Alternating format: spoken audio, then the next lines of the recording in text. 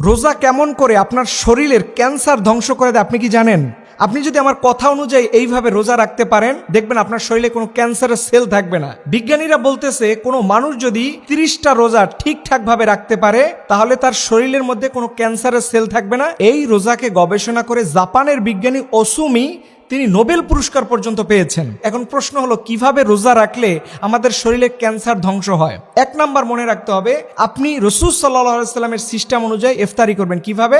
আপনি খবরদার চিনিযুক্ত কোনো শরবত বা কোনো খাবার, জিলাপি অথবা যে কোনো আইটেমের চিনিযুক্ত খাবার এটা আপনি খাবেন না। কারণ হচ্ছে আমরা যখন 12 থেকে 14-16 ঘন্টা না খেয়ে থাকি তখন আমাদের শরীরের মধ্যে এক ধরনের শক্তিশালী সেল উৎপন্ন হয় যারা ক্যান্সারের বিরুদ্ধে প্রতিরোধ করতে পারে। কিন্তু আপনি যখন রোজা খুলে ঢকঢক করে চিনির শরবত খাচ্ছেন তখন এই অটোফেজি বা ক্যান্সারের সেল ধ্বংসকারী যে উপাদানটা এটা নষ্ট হয়ে যায়, যার ফলশ্রুতিতে আপনার শরীরের দুর্বল কিছু কোষ আছে যেই কোষগুলো আপনার শরীরকে বৃদ্ধ করে দেয়, বুড়া করে দেয়, বার্ধক্য করে দেয়, সেইটাও ধ্বংস হয়ে যায়, যার ফলশ্রুতিতে আপনি বয়স্ক মানুষ হয়ে যান। এখান থেকে বাঁচতে চাইলে অবশ্যই ইফতারি করে আপনি চিনিযুক্ত শরবত, চিনিযুক্ত খাবারকে অ্যাভয়েড করুন। এই ক্ষেত্রে আপনি খেজুর খাবেন। এখন অনেকে বলবেন খেজুরও তো মিষ্টি, তাই মনে রাখবেন খেজুরের মিষ্টি আর চিনি এটার মধ্যে আকাশ আর তফাল পার্থক্য আছে।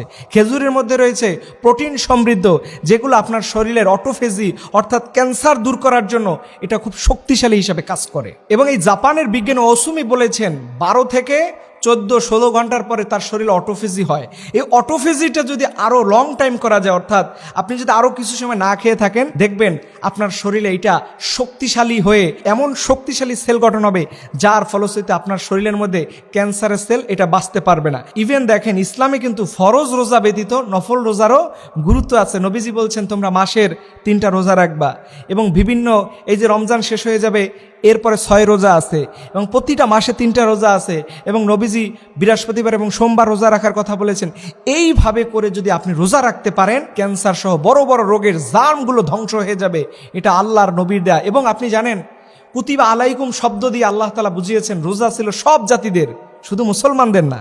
এর জন্য রোজা এটা সব জাতিদের ছিল, কারণ শরীরকে সুস্থ রাখা এই রোজাকে পূর্ববর্তী নবীদেরও ফরজ করে দিয়েছেন। এর জন্য রোজাটাকে সঠিকভাবে রাখুন। এরপরে ট্রান্সফ্যাট যে খাবারগুলো আছে, আলু চপ, বেগুনি, ভাজা পোড়া যত আছে এগুলো প্লিজ বাদ দেন। এগুলো আমাদের নবীজির কোনো খাবারই না, এগুলো নবীজি কখনো খানই নাই। আল্লাহু আকবার। কিন্তু তার উম্মতদেরকে কে বুঝাবে আমরা এগুলো না খেলে আমাদের রোজা হজম হয় না? আপনি সুস্থ থাকতে চাইলে, বড় বড় রোগ থেকে বাঁচতে চাইলে এই মুহূর্তে আপনি সুন্দরভাবে রোজা রাখুন। রোজা শুধু ইবাদত না, এটা আপনার শরীরের একটা চিকিৎসা।